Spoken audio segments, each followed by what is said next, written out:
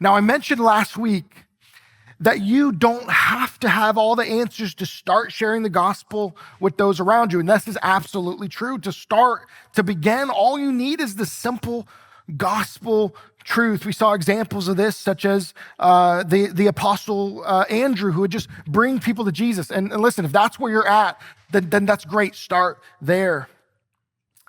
However, while we don't need anything to begin being a light for Jesus, the Bible also emphasizes the importance of being intentional in preparing ourselves to respond with answers to questions. Look with me in 1 Peter chapter 3, verse 15. The Apostle Peter says this. He says, "But in your hearts, revere Christ as Lord." Then notice what he says next. "Always be prepared to give an answer to everyone who asks you to give the reason for the hope that you have." Now, in the context here, the Apostle Peter is writing about how to deal with people who mistreat you for being a Christian. In verse 14, if you were to go back, he reminds us not to fear what ungodly people say about us, but he says to only fear the Lord, or as he says in verse 15, to revere Christ as Lord in your hearts. But then he says that we shouldn't fear what unbelievers will say to us, that we should give thoughtful consideration as to what we will say to them.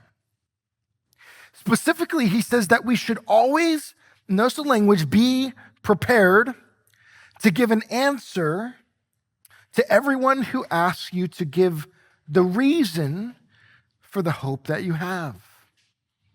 This means that when your coworker or when your neighbor asks you, and they're not a Christian, they ask you, "How are you so sure that Christianity is the right religion?" Or "How do you really know that Jesus is the only way to heaven?" This means that we as Christians ought to have a better answer than, "Well, I just have faith, Or, "Well, I just know." Notice he says that we are to be prepared to give the reason for our hope.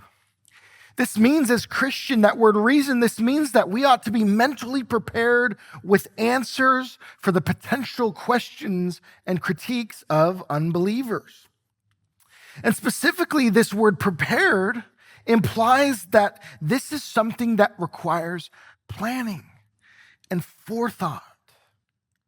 Now, some of you might be thinking right now, from Jesus' words in Luke chapter 12, verse 11, when he told his disciples, he says, "When you are brought before synagogues, rulers, and authorities, do not worry about how you will defend yourselves or what you will say, for the Holy Spirit will teach you in that very hour what you ought to say."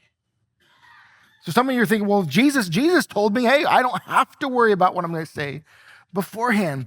The problem is that these instructions here in Luke chapter 12 that I just read were given specifically to the 12 apostles, and even for them, only for a very specific short amount of time. In fact, later in Jesus' ministry, when we come to Luke 22, Jesus gives them new instructions. He says, "Hey, remember before when I sent you out unprepared, I told you not to prepare anything?" He says, "Well, that's all changing now." He says, "But now he who has a money bag, let him take it." Before Jesus said, just leave it. He says, "Now he who has a knapsack, or likewise he who has a knapsack, he who has no sword, let him sell his garment and go buy one." Before Jesus said, "Don't worry about taking a sword." Now he says, now you're going to need it. In other words, Jesus is saying, hey, I'm about to leave you, so you need to now be prepared. Likewise, listen to the words of the Apostle Paul in Colossians 4, verse 5 and 6. Paul says, "Walk in wisdom toward outsiders," meaning non-believers, making the best use of the time. And notice that correlation between time. Again, there's a preparedness. This takes preparation. This is something that takes time. And then he says, let your speech always be gracious, seasoned with salt, so that you may know how you ought to answer each person. The Bible clearly teaches us that we as Christians ought to be about the work of being prepared to answer the objections and the questions that unbelievers might have to Christianity. And this isn't just for pastors, for seminarians, for theologians. This is for all Christians. So the question is for us, how do we prepare? How can we be prepared to answer? And especially the question is this: how can we know how to answer if we don't even know what the questions are going to be? Well, the very best way to prepare ourselves is through the continual process of discipleship, of reading and memorizing scripture, of having Bible study, of learning theology and discipleship classes. And there's really no shortcut for this. This is a lifelong process of growth. And I would just strongly recommend most people in this room are involved in a small group, but if you have not yet joined one of our groups, we have Bible studies that meet on Sunday mornings, some that meet throughout the week. And let me just highly encourage you to get involved in one of those groups. This is why we have our Sunday night discipleship institute, our discipleship classes that we're going to be jumping back into. We just finished our summer series about the life of Jesus, watching and discussing the show The Chosen. And now we're going to be jumping into a class starting in September, date TBD for now, but starting in September, a class on systematic theology. Why are we doing all this? It's to help you know how to have an answer. So get involved with these things. But with that being said, what I want to do today is share with you some valuable principles that today will better equip you for gospel conversations. And catch this, regardless of what questions you are asked or what objections you face. This morning, again, it's going to be a very unique message. This morning, I want to talk to you about what's called tactics in evangelism. Let me say this before we jump right into it. Many of the principles from last week's message, I learned from this book right here called How to Share Jesus Without Freaking Out. So that was last week. Many of the principles were from this book. This week, actually, all of the principles I'm sharing with you is from a book. I don't do this very often, but this is such a fantastic book. And I just thought, man, this was such a help to me that it could be such a help to you. This book is called Tactics, and it's by an apologist named Greg Koukl. And what's awesome is our renovations are happening right now. And one of the first rooms they started working on is our previous library and what we're turning into our coffee house / bookstore. And both of these books are going to be two of the books that are going to be for sale for you to purchase in our brand new bookstore. So make sure to be on the lookout for these. I highly recommend this book, Tactics. There's so much more in this book that I don't have time to share today. But let's jump right in. Let's talk for a few minutes about tactics in evangelism. You guys ready? Say I'm ready. All right. About 90% of you. Where's the others? 10%. Let's go. Okay. What do I mean by tactics? Well, first, tactics are not manipulative tricks to win arguments, but rather they are tools to help guide our conversations. Then secondly, tactics are not a substitute for the gospel, but rather they serve to guide others toward the truth of the gospel. And tactics help us to do this in three ways, and you'll see this all in just a minute. Number one, by helping us to better understand what the person means. Number two, by helping others see the logical consequences of their own thinking. Again, we're going to see examples of all this in just a minute. And number three, tactics help the conversation move towards the gospel rather than having the conversation end or having the conversation lead us. So the ultimate goal of tactics is to simply help us comfortably engage in thoughtful conversation with others about the gospel and our faith. Now, some might object to this idea of tactics. And let me just say this quickly. They might object with this idea of, hey, why don't we just love people and not argue? Or maybe I've heard the phrase, hey, you can't argue people into the kingdom of heaven. But the reality is you can't love people into the kingdom of heaven either. See, while we must present the truth in love, we still must present the truth. And the same God who told us to love others also instructed us to contend for the faith. And the Bible even uses the word to convince and to persuade others of the truth. So while we should never argue in our evangelism, we are called to thoughtfully engage with and challenge the ideas of other people's thinking. Now, others might object to this idea of tactics and say, well, let's just keep the gospel simple. Like, hey, Pastor Matt, you keep all your tactics to yourself. Like you're just kind of tuning me out right now. Like, I'm just going to go share the simple gospel. The problem with this is, while the gospel is indeed simple, people are not. While the gospel message is simple and the gospel needs to be shared to be accepted, people often hold presuppositions and worldviews that stop them from accepting it. And this is especially true today, where most people don't see the Bible as the basis for truth. In fact, many people today you'll encounter don't even believe in the existence of objective truth at all. And these aren't things that we as Christians should just ignore and just pretend aren't a reality, but we ought to address these things. This is why Jesus reminded us in Matthew 10:16. He says, "Behold, I am sending you out as sheep in the midst of wolves.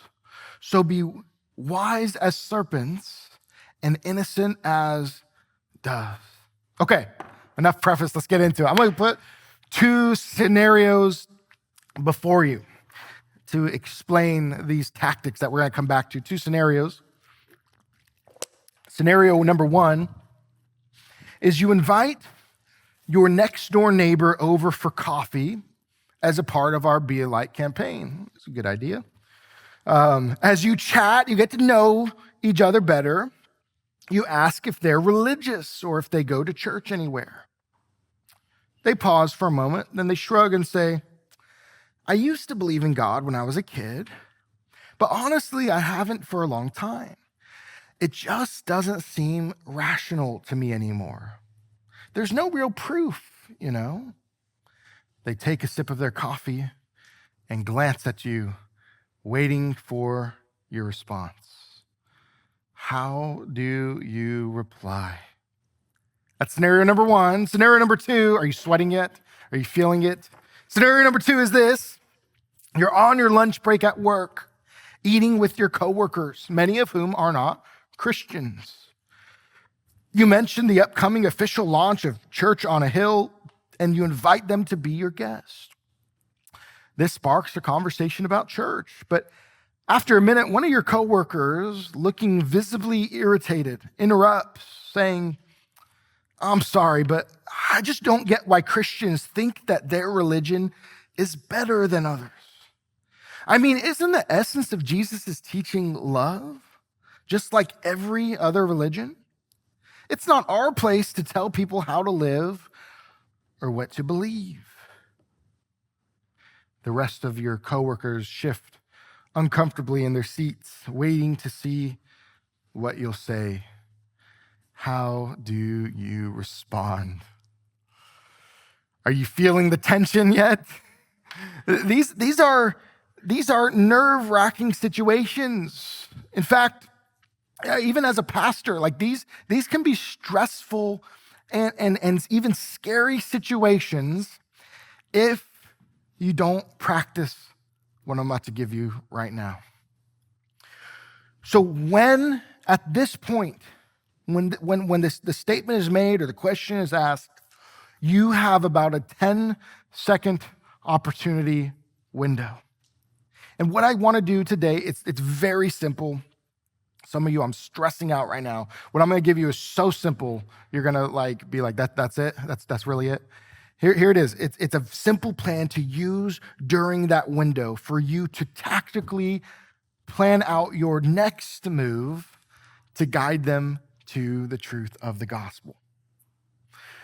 Now, the very last thing that you want to do in that 10-second opportunity window is to either, number one, share your own view, or number two, to express disagreement with their view. Okay? Do not share your own view at this point, and do not disagree with their view. We can come to that. But during this 10-second window, your goal is to draw them out and invite them to talk more. And the way you accomplish this is by asking good questions. Asking good questions at this point helps us to accomplish 5 purposes. And again, we're going to see these all. I'm going to read them, and then you're going to see these all in some examples in just a moment. Number one, it helps you to gather information to make sure that you understand their view, and also to make sure that they understand their own view. Number two, it shows them that you actually care about them and their viewpoint. This is so important that you take a moment by asking a question. It shows them that you're not just trying to give a response, but that you're truly listening and trying to understand. Number three, it allows you to be on the offense, but in an inoffensive way. Number four, and I'm going to explain this one in just a minute, it reverses what's called the burden of proof. It reverses this. Again, we'll talk about this here in a minute. We'll see an example. It reverses the burden of proof. And then number five, it allows you to lead the conversation in a specific direction. So, asking good questions accomplishes a lot for us. We just talked about, and we'll see examples of this. But right now, I'm going to give you 2 really good questions. And if you don't get anything else from this message today, if you forget about everything else I said before, what I'm going to say after, don't forget the Bible part. That's the most important part. But remember these 2 questions, okay? They're really, really simple, I promise you. Okay, you ready? Everybody say, I'm ready? Ready. All right, I'm with you guys. You guys are quiet today. All right, here it is. Question number 1 is this. What do you mean by that? This is simply a clarifying question. It's just simply an opportunity to allow them to explain what they mean. Yet while this question is so simple, it can be really, really effective in the conversation. It can be really powerful. Why? Well, sometimes this question, like I said, will help you to understand their viewpoint better, because even though you might have thought you did, you didn't actually understand what they were saying in the first place. If you're married, say amen. You know what I'm talking about, okay? We can misunderstand each other. Even though we think we know what the other person is saying, sometimes as we go further on into the conversation, we go, oh, okay, they weren't saying that at all. So this is really important because it helps us to not misrepresent them and build what we call a straw man argument against their position. You guys heard of the idea of a straw man argument, right? You build a person made out of straw, and then you knock it down really easily. But that position, that straw man that you built and knocked down doesn't really represent what they're trying to say, okay? You're misunderstanding them or maybe misinterpreting what they're saying.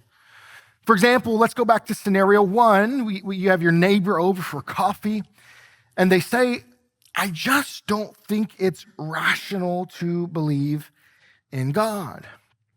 Well, you could ask, hey, just to make sure I understand you, what do you mean by rational? What do you mean? There's a question. And then you could make it more specific. What do you mean by rational?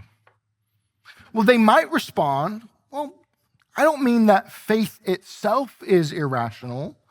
I just struggle with the idea that many Christians seem to believe and have faith without any evidence. Now, do you see what just happened here? Her initial statement made it seem like faith in God at all is completely irrational, yet you ask a simple follow-up question, and it's revealed that that's not really what she meant at all. And now instead of having to come up with an answer for something she didn't even mean to say, by asking one simple clarifying question, now you just avoided an entire conversation that would have been a misdirection. I lost my notes. Okay, so now based on this new information, and perhaps with a few more clarifying questions, you'll be in a much better position soon to know how to respond. But then at other times, the reason that you are confused about what they said is because they are actually confused on what they believe. Here we go. I found my notes. Too often, people simply repeat phrases they've heard about religion or about Christianity without fully grasping the implications of those statements. You've probably heard statements like, the Bible is just a bunch of myths, right? Or like the statement that was in scenario number 2. All religions are really just the same. And sometimes when you respond with a simple clarifying question, they might begin to struggle to articulate their thoughts because they don't really fully know what they mean, or at least not enough to explain it. Now, to look at an example, let's go back to scenario 1 again with the truth claim that it just doesn't seem irrational to believe in God, that there's no real proof. How do you respond? Well, again, you could say, well, what do you mean that it's not rational to believe God? And they might reply, well, for starters, you can't see him. Like if God were real, he should show himself, shouldn't he? It's a pretty common response you might get. And guess what just happened? Now with this new information they just shared with you, by asking one simple question, they just gave you a statement that you can lead them directly to the gospel. Because if the Bible is true, you can reply, then we wouldn't be able to see God. Why? Because the Bible tells us we've all sinned and that the human race and our whole world has been separated from God and his presence. Do you see what we just did there? Rather than being frozen by fear at a statement or a question that you don't know how to answer, by simply asking this one question, what do you mean by that? You may receive new information that you didn't have before that will now help you to move forward in conversation. Or let me give you another example. You could ask a different follow-up question. Like, so do you think that, are you saying that we can only know that something exists if you've seen it? All right, this is another form of the same question. You're asking, what do you mean by that? But you're going a little deeper now. You're just asking them to clarify. Is this what you mean by this? Are you saying that we have to see something in order to know it exists? If they say yes, many follow-up questions, you can go from there. Well, how do we know the wind exists? Have you seen George Washington? How do we know he exists, right? What about bacteria, microscopic organisms? So just by asking simple questions, you've demonstrated to them that we all rely on evidence, experiences, and testimonies to understand things that we can't physically see. And you've helped them to see that their belief in God is not rational might not exactly hold up. And all you've done is ask questions. To give her another example, maybe they'll say, I just feel like science doesn't provide any real evidence for God's existence.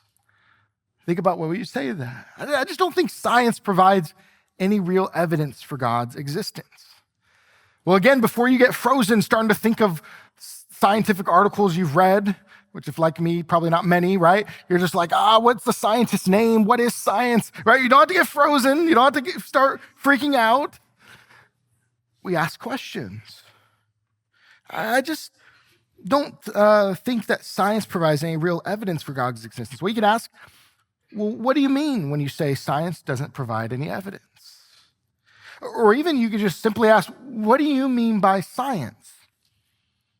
They might say, like the scientific method, You do experiments and you have their hypotheses and stuff like that. My conversation, this is why I ask questions, right?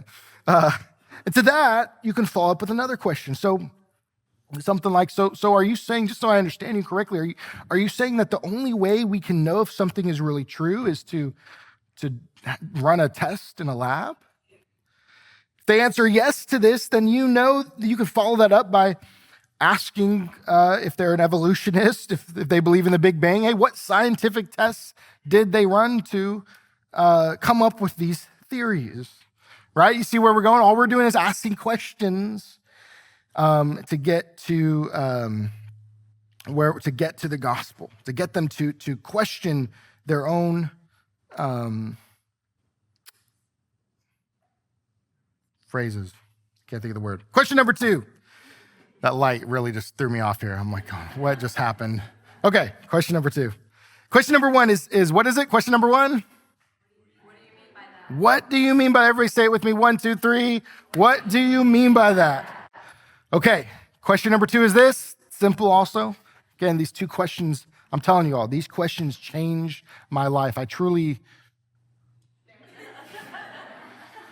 all right, I can go with this. These questions truly changed my life. By the way, you can use these questions.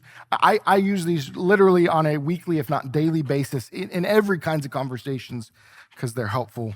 But here's question number 2. How did you come to that conclusion? How did you come to that conclusion? Now, you can ask it different ways. The same question, you could say, why do you say that? It's the same question. What are your reasons for holding that view? What makes you think that's the right way to see it? Or I'm curious, why would that idea seem compelling to you? Okay, these are all different. You can ask it different ways, but the question is, why did you come to that conclusion? So our first question helps you know what the other person thinks. The second question, we're trying to get to the heart of why they think it. And this question effectively shifts what we referred to earlier as the burden of proof back onto them. What is the burden of proof? It's simply the obligation to provide evidence or reasoning to support one's claims or arguments. See, too far, what happens is people make statements against Christianity without presenting any real arguments. And then what do? They just expect to walk away unchallenged. Right? This happens all the time. They'll use these phrases, and then what do? We freeze up. And for some reason, as Christians, we let people contrive these fanciful challenges against Christianity, and then they sit back and they watch us squirm and struggle trying to come up with an answer. And they never even made any kind of, we never make them justify or give arguments for their own claims. But the beauty of this second question is it reverses that burden of proof. Rather the burden of proof being on us to have to give an explanation, to have to give some kind of response to their statement or question, we're putting it back on them, the person who made the claim in the first place, to have to back up their statement with arguments. So this second question reveals whether or not they actually have sound reasons for their viewpoint, or often the cases when you ask this question, it reveals they just have really strong feelings about it, but haven't really ever thought it through.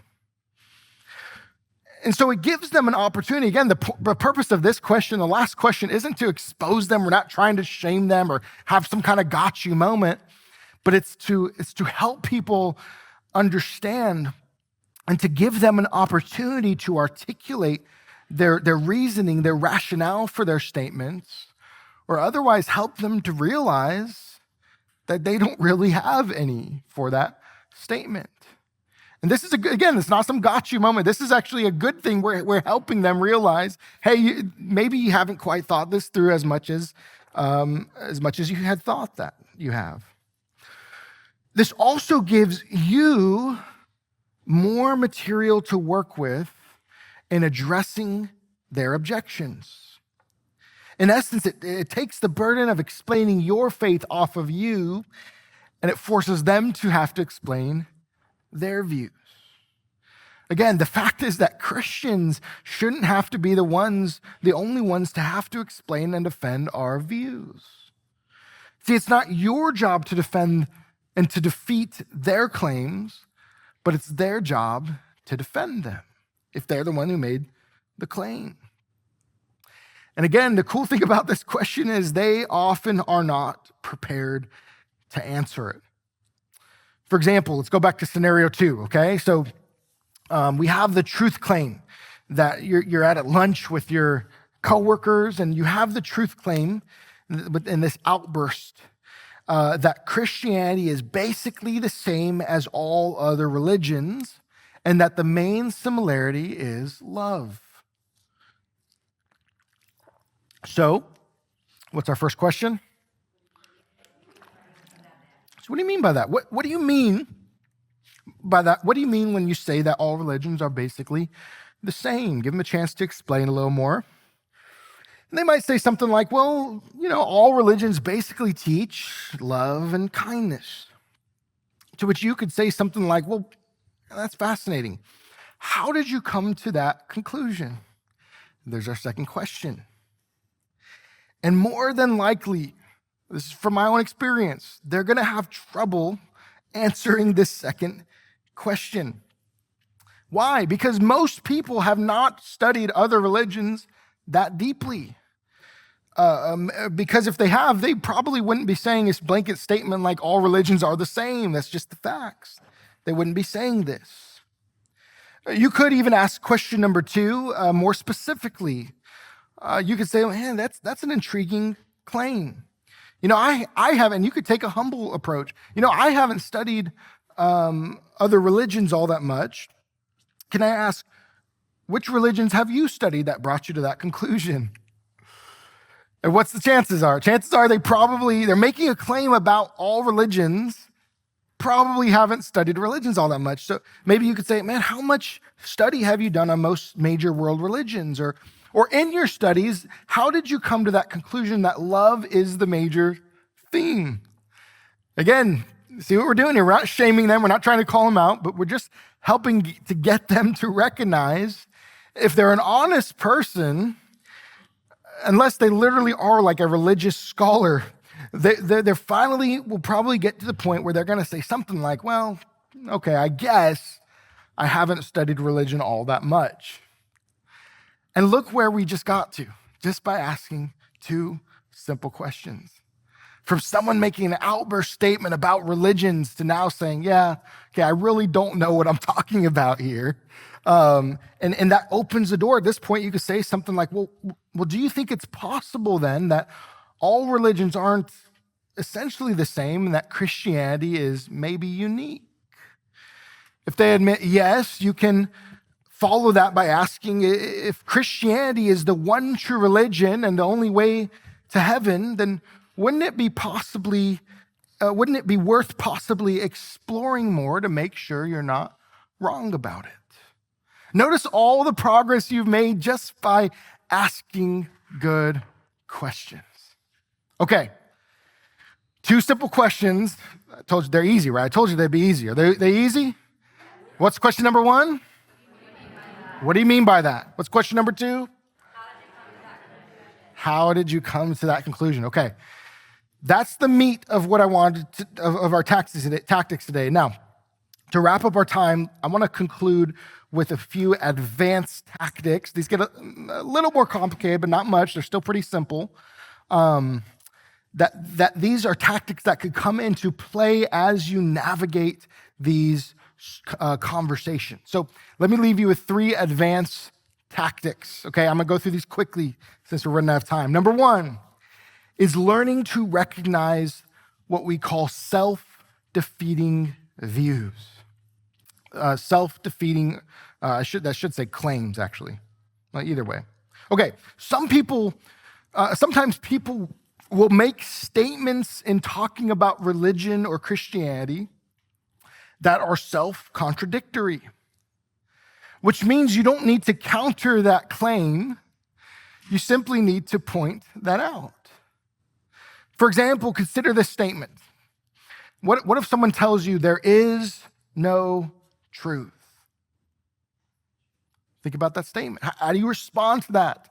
It's one of those statements where we might just kind of freeze up, like, well, there is no truth. Where do you go from there?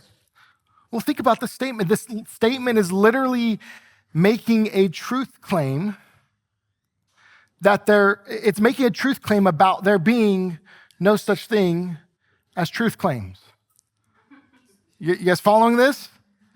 The statement itself doesn't make sense. It's a self-defeating statement.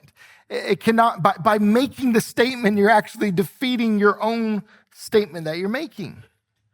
So all you have to do is simply point this out. You can ask them something like, well, is that a true statement? It's a fair question, right? There is no truth. Is that a true statement? Again, if they answer no, then they just defeated their own statement. If they answer yes, then they just defeated their own statement, right? It's a self-defeating claim. Consider this claim. All truth is relative. Well, is that a relative truth? It's a good question, right? They're making a truth claim that seems to be objective, but their statement defeats their claim by even making the statement. What about this? There is no truth in religion, but only in science. What do you say to something like that? There is no truth in religion, only in science. Well, think about the nature of their statement. Is the statement they're making a scientific statement? Is it proved by science? No, they're making a philosophical claim, right? How can we trust their statement about science being the only way that you get truth if their statement is not backed up by science, right? It's a self-defeating claim. So you can ask them, is that a scientific truth? Right? This is the answer is no. This is a philosophical statement. Okay, you guys following? I told you this gets a little technical here, but it's important to listen for these many times. These self-contradicting statements, self-defeating statements are made. Let me give you one final example. Let's go back to our scenario number 2. You're with your coworkers at lunch, and the statement is made. The very last statement they gave. It's not our place to tell other people how to live or what they believe. Now that could really stun someone if we're not paying attention. It's like, oh man, yeah. And what do you say to that? It's not our place. They just shut you down effectively. You can't tell me what to believe. But think about what they're doing in that very statement. They're telling you what to believe, right? The very statement itself is defeats the statement they're making because they're doing what they're telling you not to do. So in response, you might say something like, hey, I really appreciate your honest response, but by telling us that it's not our place to tell people what to believe, aren't you telling us what to believe just the same? Right? You could do this in a kind way by pointing out that they're actually doing the same thing that they're accusing you of. Okay, learning to recognize self-defeating views. Number 2, I'm gonna give you 3. These ones will go a little more quickly. Number 2 is this. It's called getting out of the hot seat, okay? Getting out of the hot seat. Sometimes you enter a conversation and you just realize really quickly you are in over your head. Like this person is smart. They've studied this out, and you're just like, I don't know what to say to this. You don't recognize the words they're saying. Maybe if you're like me, I am not quick on my feet. I use a lot of notes. If I don't have my notes, I will just freeze up here, like y'all saw me do a second ago when I lost my place. I'm not quick on my feet, and some of you are like me. And when the other person is using really big words, they're talking really fast. They're using words you've never heard of. It can be intimidating. So, and what I'm telling you is you don't have to let that intimidate you. You just get yourself out of the hot seat. So how do you do this? Well, 2 ways. Number 1, don't feel under pressure to answer every question immediately, but ask them our clarifying questions first. We already talked about this a lot, but the minute you feel overmatched, buy yourself some time by shifting from persuasion mode, where you're trying to persuade them of something. Don't think that way. Just switch to fact-finding mode. Hey, I'm just trying to learn here, okay? And that's an okay place to be, especially to start. In other words, if you're in over your head in a conversation, don't just try to argue your own case right out of the gate, but instead ask your first 2 questions. And what this does is it both buys you time to think, and it helps you to understand them better. So you could say something like, man, wow, it sounds like you know a lot more about this than I do, and you have some interesting ideas. The problem is this is all new information to me. I wonder if you could do me a favor. Like, I really want to understand your points. So would you mind just slowing down a little so I could understand your view correctly? Or maybe you could just say something like, hey, would you mind taking a moment to carefully explain your view and also your reasons to help me understand better? Essentially, it's asking the first 2 questions in one statement. Now, again, this isn't a ploy to avoid the conversation. You're not avoiding answering it altogether, but what this does is it helps you to better understand them so you can then better answer them later. But then there is a second way to get out of the hot seat, and that's this, is to say the magic words. Not please. The magic words are this: let me think about it. Magic words. Why are they magic words? Because once you say this, you free yourself of any obligation to respond further at the moment. And you're also showing respect for the other person that you're truly trying to listen to and think about their viewpoints. Now, be careful that when you say this, you're not just saying this to get out of it and to avoid them and hopefully move to another town, never have to answer them again, right? You're doing this so you can go and do your homework on it. So you can go and find the answer to study and to then come back to engage them. Come ask me or Pastor Marlon, Pastor Moy, and say, man, I had this gospel conversation. They said this. I didn't know what to say. How can I better have that conversation next time? How should I respond? And maybe it was a chance meeting and you will never get to see them again. That's happened to me before. There's been moments where I've looked back. I was in seminary and I went back 10 years ago to a conversation I had in high school, and I went, oh, I wish I knew that then. I could have said this. And I'm replaying the conversations in my head. But that's okay, because what you do is you learn it, and then next time when that's brought up, you can be ready. So again, this isn't avoiding the conversation, but it's shifting it to another time when you could have a better, more fruitful conversation. And the best part about this tactic is every one of us can do this, right? This tactic will allow even the most skittish Christian to tame a tyrant. Okay, tactic number 2 is get out of the hot seat. And then finally, tactic number 3 is what's called the professor's ploy. The professor's ploy. Okay, imagine the situation with me. You're in a classroom and the professor makes a remark almost out of the blue that the Bible is just a bunch of fables. What do?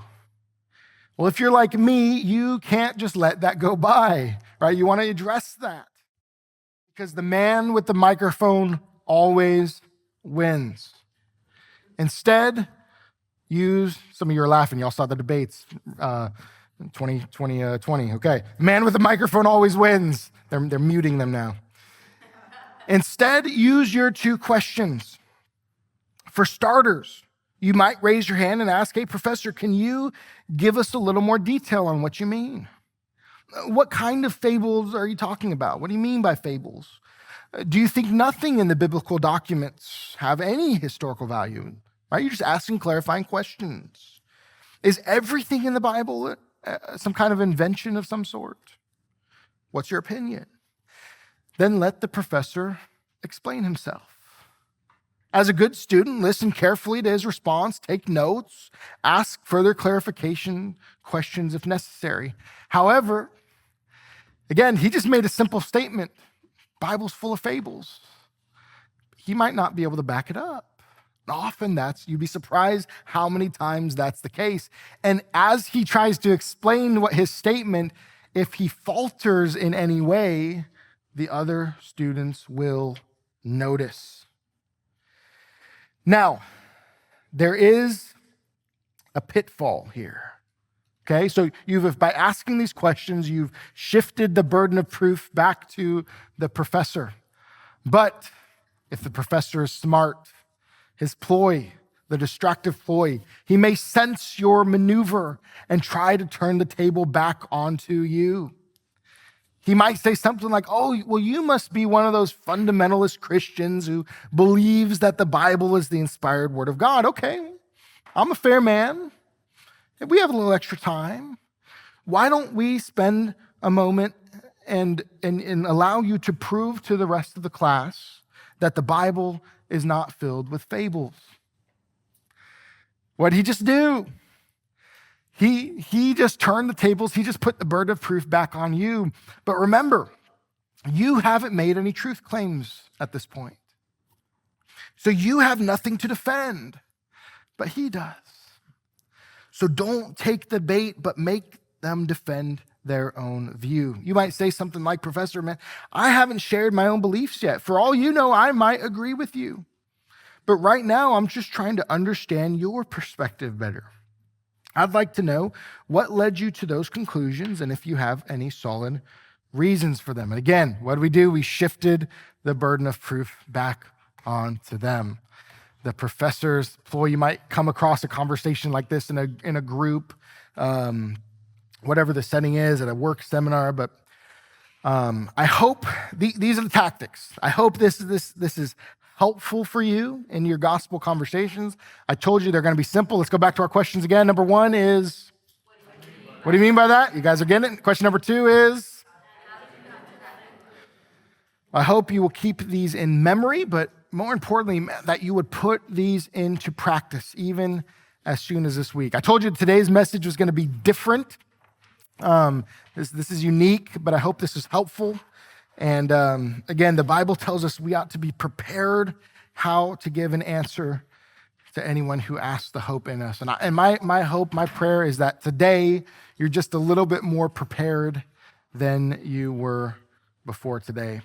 Then finally the Bible tells us that we need to be prepared for one more thing, and that is eternity.